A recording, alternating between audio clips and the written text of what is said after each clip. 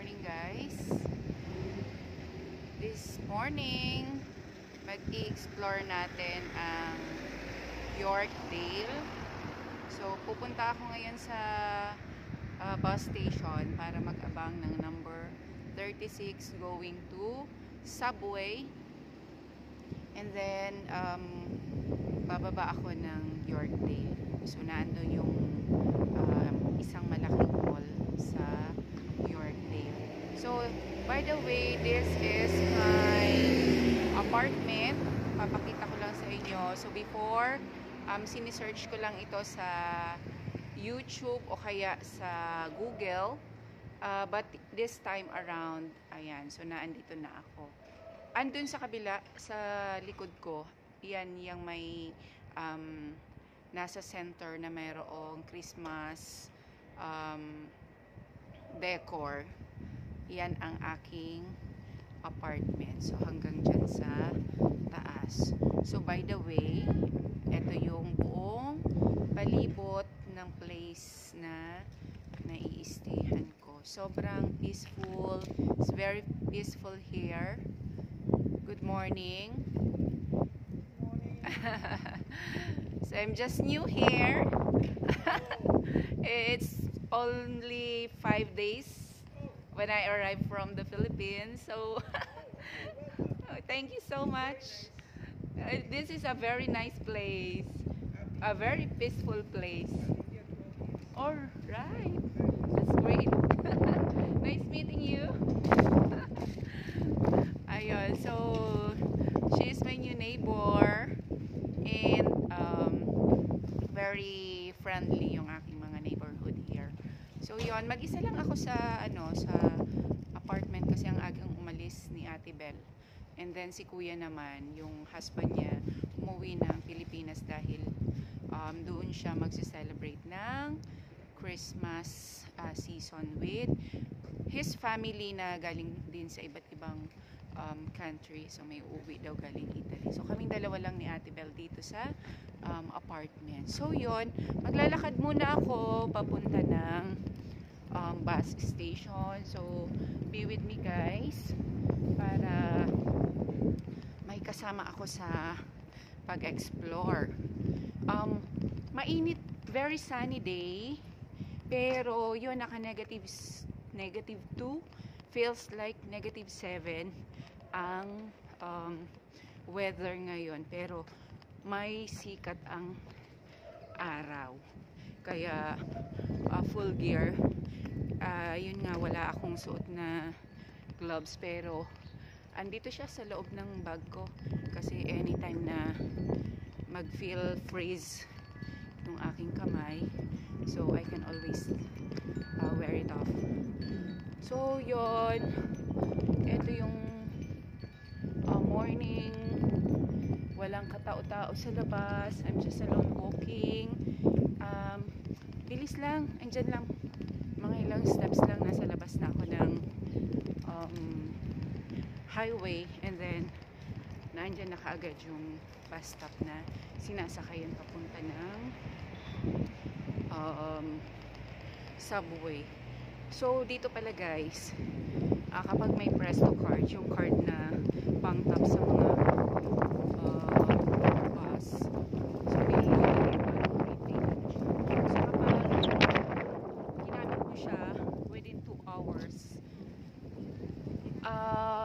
isang beses ka lang magtatap, and then the rest nung pagtap mo, even sa subway, and then you ride in another bus, so free lang siya as long as hindi pa tapos yung 2 oras na time limit. So kailangan, kung kunyari mag-grocery ka, kung gusto mong libre yung pagbalik mo,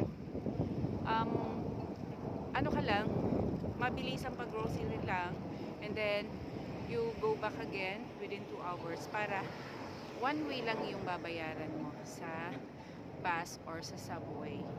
So that's it guys for today. So sana meron kayong tip na natutunan doon sa mga nagpaplanong pumunta rin dito sa Canada.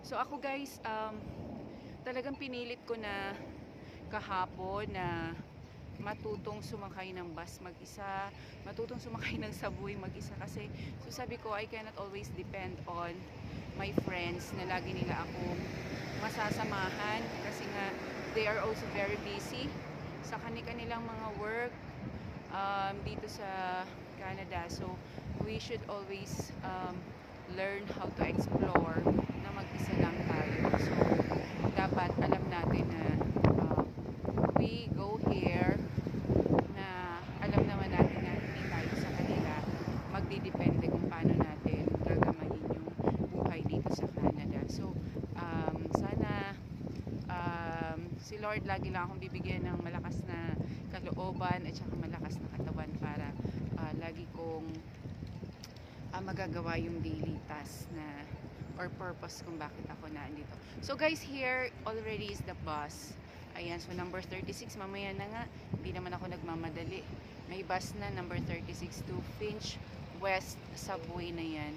So I think I can ride to another bus na parating para hindi naman ako magmadali.